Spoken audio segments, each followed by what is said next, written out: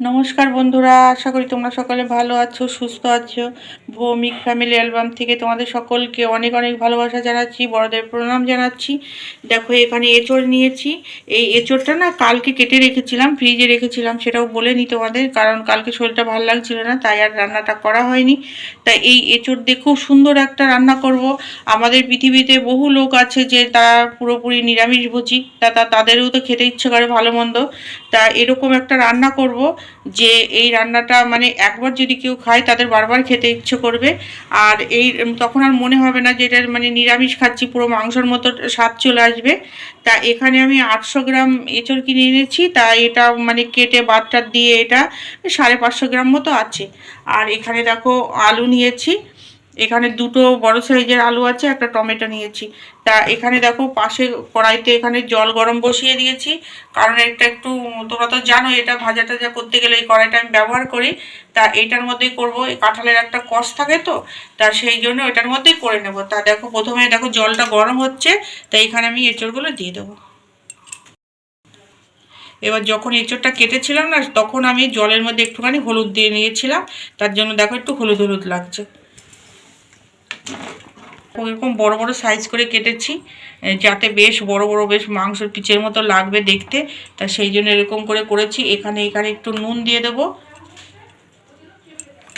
আর এখানে আর একটুখানি হলুদ দেবো, দিয়ে এটা ঢাকা দিয়ে আমি এটা হাফ সেদ্ধ করে নেব। দেখো এবার এটা ঢাকা দিয়ে দিলাম, ঢাকা দিয়ে একটু ভালো করে সেদ্ধ করে নেব। ততক্ষণ এবার মশলাটা করে নিচ্ছি। বাবা, তা দেখো বন্ধুরা মশলাটা হয়ে গেছে, খুব সুন্দর হয়েছে দেখো। তাই মশলাটা রেডি হয়ে গেল। এখানে দেখো বড় কড়াইটা বসিয়ে দিয়েছি। এবার আমি এখানে সর্ষের তেল দেবো, রান্নাটা সর্ষের তেলে করব, তোমরা চাইলে এখানে সাদা তেলও ব্যবহার করতে পারো। তো দেখো তোমরা, তেলটা আমার গরম হয়ে গেছে, প্রথমে আলুগুলো লাল করে ভেজে নেব।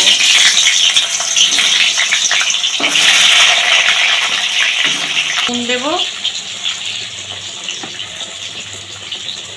আর দেবো এখানে হলুদ গুঁড়ো। তোমাদের একটা কথা বলি, যে তোমরা যদি মানে আলু যারা পছন্দ করো তখন বেশি করে আলু দিতে পারো। আসলে আমাদের বাড়িতে মানে আলুটা অনেকে খুব একটা পছন্দ করে না, কিন্তু আবার এই সব ধরনের রান্না আলু ছাড়া ভালোও লাগে না খেতে, তার জন্য একটু কম করেই দিয়েছি আলুটা।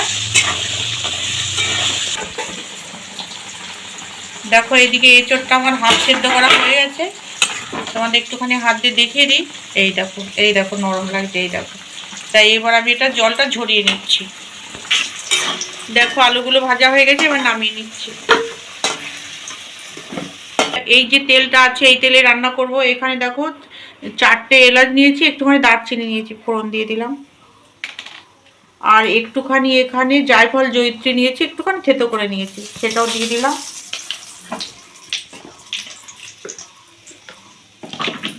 এবার এখানে বেটে রাখা মশলাটা দিয়ে দেবো।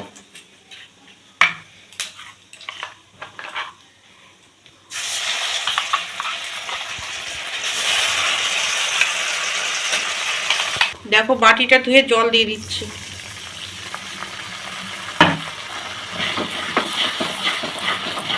একটুখানি 1 মিনিট মতো একটুখানি নেড়ে নেব। এবার এখানে টমেটোটা দিয়ে দেবো।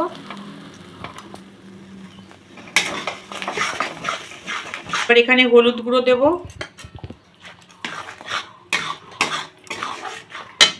এখানে লঙ্কার গুঁড়ো দেবো। আসলে মাংসটা একটু ঝালঝালি হয়, এটা একটুখানি ঝাল ঝাল করে করব। এবার তোমরা যদি পছন্দ না করো তাহলে অতটা দেওয়ার দরকার নেই, যে যেরকম ঝাল পছন্দ করো সে সেরকমই দেবে।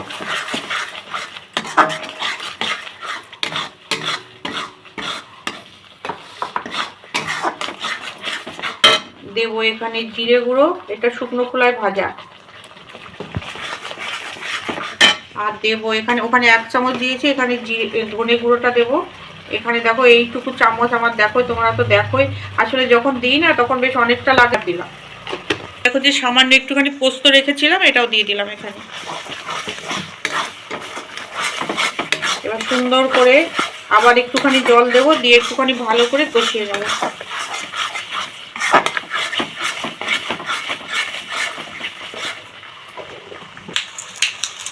এখানে 2টো তেজপাতা দিলাম ছিঁড়ে। এবার এখানে স্বাদ মতো একটুখানি চিনি দেবো। নিরামিষ রান্না তো একটু চিনি না দিলে ভালো লাগবে না খেতে, একটু চিনি দিলাম।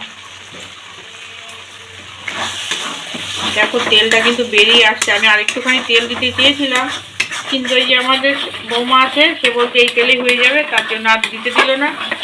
তা দেখলাম যে না, তেলটা বেরিয়ে আসছে, ভালোই লাগছে। দেখো এখানে টক দই নিয়েছি, টক দইটা এখানে দিয়ে দিলাম। এখানে টক দইটা 20 গ্রাম মতো হবে।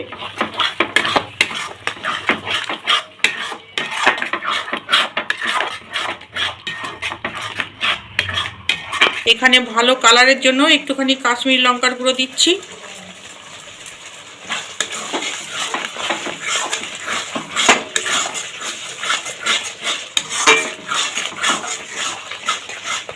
দেখো মশলা খুব সুন্দরভাবে কষানো হয়ে গেছে। এবার এখানে আলুটা ছেড়ে দেব।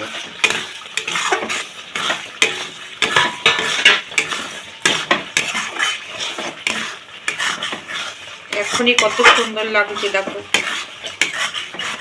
আর এখানে দেখো যা যা দিয়েছি সব কিছু কিন্তু ভালো। টক দইটা শরীরের জন্য ভালো, এখানে কাজুটা দিয়েছি সেটাও ভালো, মানে ভালো ভালো জিনিসই আছে এখানে। আর পোস্ত খাওয়া তো খুবই ভালো। এবার দেখো এখানে এঁচোড়টা দিয়ে দিলাম।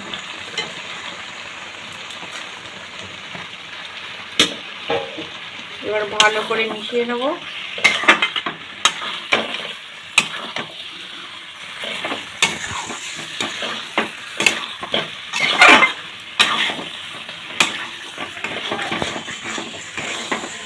যারা ঘি খেতে ভালোবাসো তোমরা ঘি দিয়েও রান্না করতে পারো। এরকম রান্না ঘি দিয়েও খুব ভালো লাগবে খেতে। এখনই মনে হচ্ছে কত সুন্দর হয়ে গেছে। আসলে এই ধরনের কড়াইগুলো তো তলাটা একটু লেগে লেগে যায়, যেহেতু তেলটা দেখো একদমই কম হয়েছে, একদম বেশি তেলই দিন, দেখো কোনো তেলই নাই দেখো।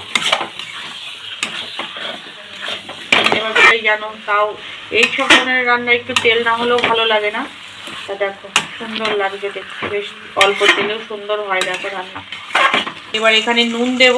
নুন আলু ভাজার সময় দিয়েছি, আর ওখানে যখন এঁচোড়টা সেদ্ধ করলাম তখনও দিয়েছি, তাই এখানে বুঝে শুনে দেবো। এবার যদি লাগে পরে আবার একটুখানি টেস্ট করে দেখে তারপরে যদি লাগে দেবো। মনে হয় আর লাগবে না, সব ঠিকঠাকই হবে।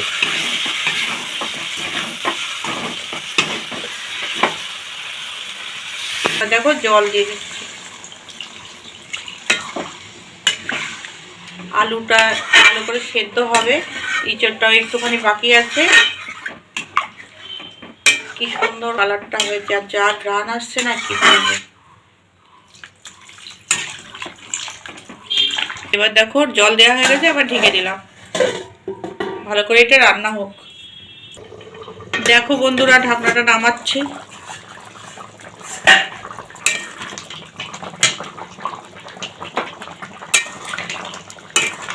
দেখো তোমরা চাইলে এরকমও রাখতে পারো। দেখো এটা আবার যখন ঠান্ডা হয়ে যাবে না, তখন বেশ অনেকটা কিন্তু ঝোল টেনে যাবে। এবার আমি আর একটুখানি ঝোলটা টানাবো, মানে একদম গা মাখা। যখন ঠান্ডাটা হয়ে যাবে গা মাখা হয়ে যাবে, আর সব সবজিগুলো দেখো সেদ্ধ হয়ে গেছে, দেখো সব সেদ্ধ হয়ে গেছে। তা আর একটুখানি হবে। এখানে মানে চেক করে দেখেছি নুন মিষ্টি সব ঠিকঠাক আছে। তা দেখো রান্নাটা একদম রেডি হয়ে গেছে। এখানে একটু গরম মশলার গুঁড়ো দিয়ে দিলাম। আর এই যে একটুখানি ঝোল ঝোল আছে এইটুকু থাকবে, কারণ এটা যখন ঠান্ডা হয়ে যাবে একদম গায়ে হয়ে যাবে। দেখো কেউ বলবে যে এটা এঁচোড় রান্না হয়েছে। দেখো কি দারুণ লাগছে, পুরো বাটার মাংসের মতো লাগছিল। দেখো রান্নাটা একদম রেডি হয়ে গেছে। এবার আমি গ্যাসটা বন্ধ করে নামিয়ে নেবো। কত সুন্দর হয়েছে বলো রান্নাটা, দারুণ লাগছে। আমি ভীষণ খুশি এত সুন্দর রান্নাটা করেছি, তার জন্য এবার আমি ঢেলে নেবো। নামিয়ে নিচ্ছি। দেখো কি সুন্দর লাগছে দেখতে, দারুণ। আর যে তোমরা ভালো করে খেয়াল করে দেখো, যে গোটা পোস্তটা দিয়েছিলাম না, তার জন্য দেখতে আরো বেশি সুন্দর লাগছে। খুব সুন্দর হয়েছে দেখো, একদম মনে হচ্ছে বড় বড় মাংসের পিস। দারুণ হয়েছে। যারা তোমরা নিত্য মানে ভোগ দাও, অন্ন ভোগ ঠাকুরকে, রাধা গোবিন্দ আছে, এরকম একটা রান্না করে অনায়াসে দিতে পারো, ঠাকুর খুব খুশি হবে। তাই দেখো বন্ধুরা, এত সুন্দর একটা রান্না তোমাদের সাথে শেয়ার করলাম, আশা করছি তোমাদের সকলের ভালো লেগেছে। এত সুন্দর হয়েছে না দেখতে, কি বলবো, আমি বারবার এই জন্য আমার নিজের রান্না নিজেই প্রশংসা করছি। তা তোমাদের যদি এরকম রান্না ভালো লাগে তো তোমরা বাড়িতে অবশ্যই অবশ্যই তৈরি করো এরকম করে, আর সবাই খুশি হয়ে যাবে। এই রান্নাটা ভাত, রাইস, পোলাও, রুটি সব কিছুতেই ভালো লাগবে খেতে। তাই তোমরা অনায়াসেই করে ফেলতে পারো। আসলে এঁচোড়টা এই সময়টা খেতেই ভালো লাগে।